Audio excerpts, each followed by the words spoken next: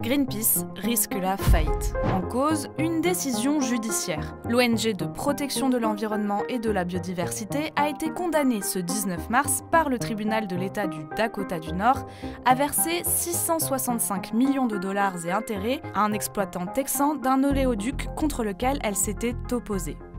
Retour en 2016. La tribu autochtone Sioux de Standing Rock et plusieurs groupes écologistes, dont Greenpeace, tentent en vain d'empêcher la construction d'un tronçon de l'oléoduc relancé par Trump lors de son premier mandat. Selon eux, la construction traverse des sites sacrés et menace leurs sources d'eau potable. Guys are trying to freaking build this pipeline that's going to contaminate our water. It's not just a native thing. This is about everybody, the environment.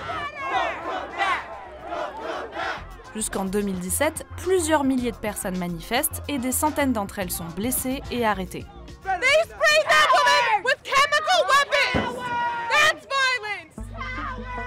Trois entités de l'organisation, dont sa branche américaine Greenpeace USA, étaient poursuivies pour diffamation et incitation à la violence par le groupe américain Energy Transfer. Ce dernier les accusait d'avoir joué un rôle clé dans ces grandes manifestations et d'avoir propagé des informations mensongères sur ce projet controversé. Energy Transfer s'est réjoui du jugement, mais Greenpeace le conteste et y voit une atteinte à la liberté d'expression. C'est un jugement dangereux et potentiellement préjudiciable, car il pourrait avoir pour effet de réprimer les manifestations légales et la liberté d'expression. Ce chercheur en droit à l'université Columbia considère que des contrôles plus élevés auraient dû avoir lieu pour s'assurer qu'il ne s'agissait pas d'une procédure bâillon. This has been going on for, over 8 years.